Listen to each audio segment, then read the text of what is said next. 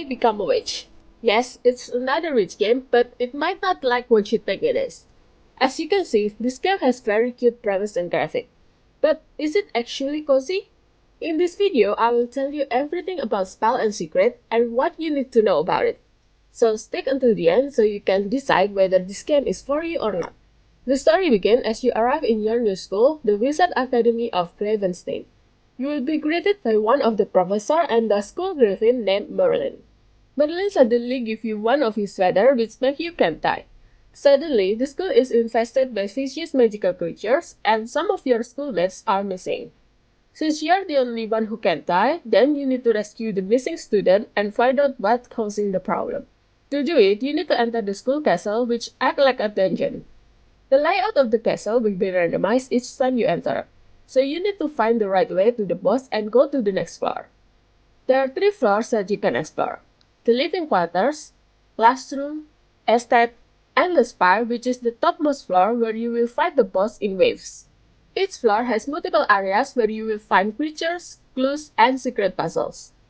Defeating creatures will give you experience, while opening lucky bags will give you gold and items which you can exchange into credits. Both experience and credit can be used to buy upgrades, and this is the most thrilling part of the game, since each time you upgrade, the cost will go up. So you need to enter the castle multiple times to beat enemies to get experience and credits. Most of the time, you can just use missile spell to beat the creatures. But sometimes you need to be creative by using items to expose the creature weakness. There are artifacts that you can find, which will give temporary buff to the spell, but it will be cleared when the run ends. When fighting the enemies, sometimes you need to change the spell quickly, but it's hard to do because of the control. There are 3 buttons for the spells. For the first 2 buttons, you can assign 1 spell each. Then you can rotate the spell assigned to the third button by scrolling to List of Spells. This makes it hard to use the spell, especially when you are on a fast-paced fight against the boss. I think the decision to only have 3 buttons while spells is a bit weird since you actually have a lot of buttons. Yes, even in the control with limited buttons. Instead of using the buttons for up shortcut, I think it's better to use them for spells. So I wish the dev changed this decision and allows us to assign more spells to those buttons.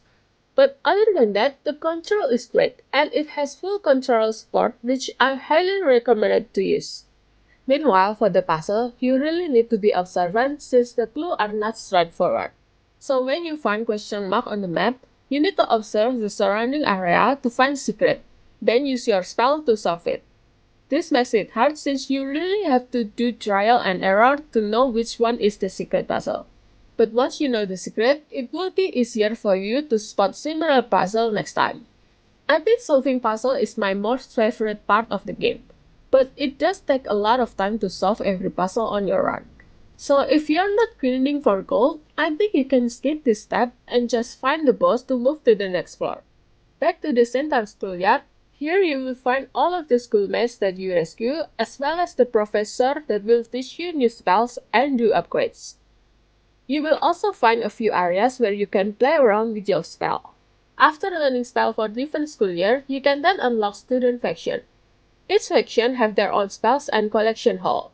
There are a few things that you can collect from the castle, such as potion, artifact, creatures, and boss. If you want to finish the game faster, I think you can ignore this collection since you can still do it after completing the game.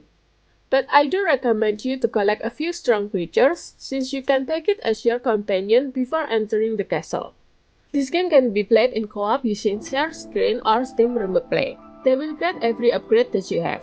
So your friend can join the game anytime as long as you are in the schoolyard. Co-op makes the game more fun since it makes fighting a bit easier. But my friend said that it lagged a lot and we get more bugs during our run compared to when I play the game in single mode. Furthermore, there's friendly fire which makes your friends or their companion spell can hurt you. This makes co-op a little bit hard since you will be attacked by your friends instead of the enemies. And I think it would be better if the co-op can be done using online co-op. So first player doesn't need to stream their game, which depends a lot on the internet connection.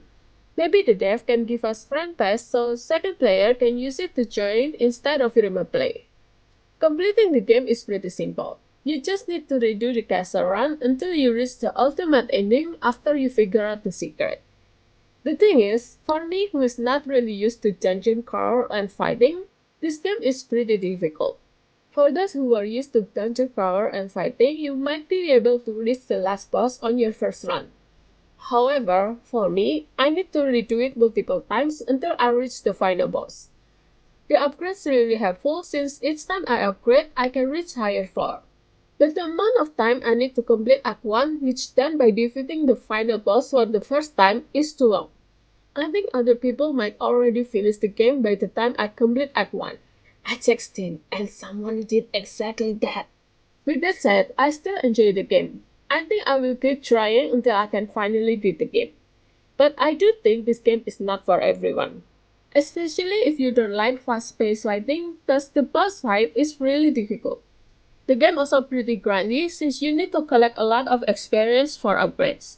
Even though the castle layout changes, but since I have done multiple runs, I'm at that point where even the castle and the puzzle becomes repetitive. So if you don't like fighting and grinding, then I don't think this game is for you.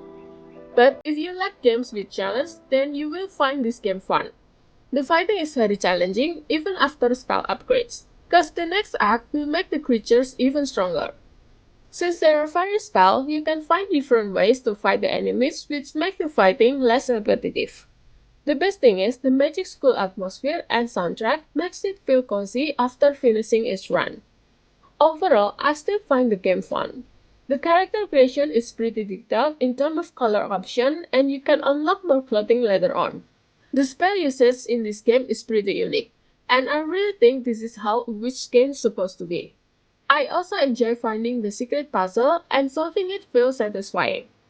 I think this game can be cozy for some people, but it's not for everyone. And I really hope the dev can add difficulty setting for cozy gamers so more people can enjoy the game by making the fighting easier. Spell and Secret is a fun witch game that combines unique style gameplay which make it even more magical. And if you want other cozy game to play, check my Garden Buddies review video.